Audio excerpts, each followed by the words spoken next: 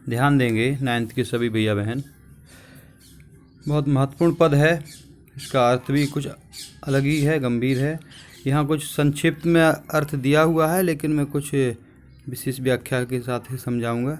देखें, झूठे सुख को सुख कहें, मानत हैं मन मोद, जगत चबैना काल का, कुछ मुख में कुछ गोद।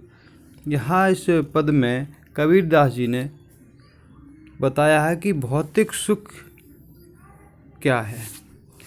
जिसे व्यक्ति सुख कहता है वास्तव में सुख नहीं है। वास्तविक सुख ईश्वर की प्राप्ति करना होता है। इसमें कहा है झूठे सुख को सुख कहते। कबीरदास जी कहते हैं जो झूठा सुख है, जो सुख नहीं है, उसको व्यक्ति सुख कहता है और उसी को सुख मान करके मन में गर्व और घमंड करता है। उसे यह नहीं मालूम कि जिसके ऊपर वो घमंड करता है वो कुछ ही क्षण रहता है, क्षणिक है। कुछ मुख में कुछ गोद, काल रूपी ये समय है, ये समय सबको नष्ट कर देता है। कुछ मुख में कुछ गोद, जिस उदाहरण दे के समझाया है कि जिस प्रकार से व्यक्ति को चबैना मिलता है तो चबैना को उठा उठा के चबता रहता है, इसी प्रकार काल भी संसार को चबैना के रूप में चब जाता है और एक एक करके वो सब दाने को जैसे चबा जाता है ऐसे जीवात्मा को चब लेता है। इसमें एक प्रसंग का वर्णन कबीरदास जी का बताया है कि किस प्रकार से काल अपने द्वारा निर्मित मानव समाज को नष्ट कर देता है। यहाँ गूढ़ रहस्य की बात बताई गई है कि काल को प्रतिदिन 1,00,000 जीवात्मा का भक्षण करना होता है, जिससे वो अपने ही द्वारा निर्मित जीवों की वो भक्षण करता है।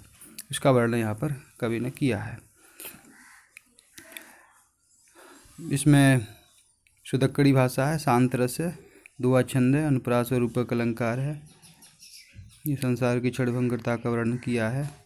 यह ऐसा संसार है जैसे सेमल फूल, दिन दस के व्यवहार को झूठे रंग न भूल। ये संसार सेमल के फूल के समान है, थोड़े दिनों तक रहता है और जैसे कि और वो समाप्त हो जाता है। इसी प्रकार से व्यक्ति को अपने व्यवहार को बनाए रखना चाहिए।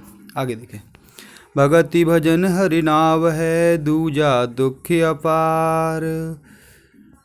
भगति भजन हरि नाव है, दूजा दुख अपार।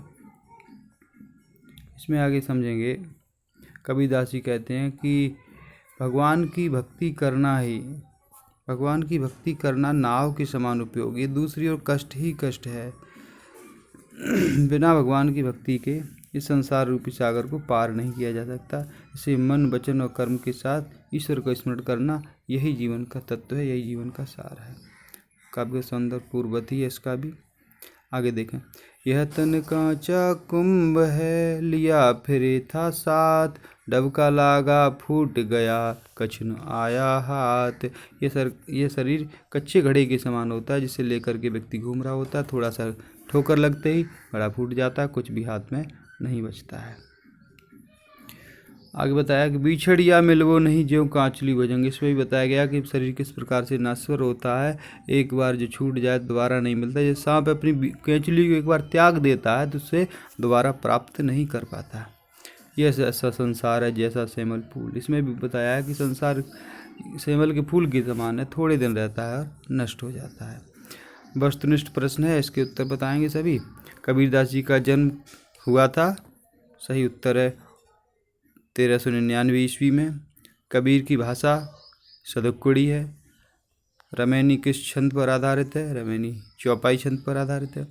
कबीरदास जी के गेय पदों की रचना शबद है।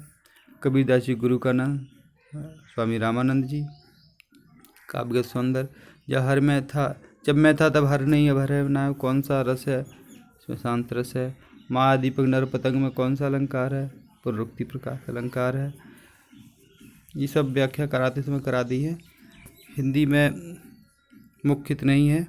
इसके अलावा कल हम अन्य सभी पदों की व्याख्या, अन्य पदों को हम पढ़ के सुनाएंगे, समझाएंगे एक बार सभी पद किस स्वर में दोहे को पढ़ा जाता है और उसकी व्याख्या करते हैं। धन्यवाद।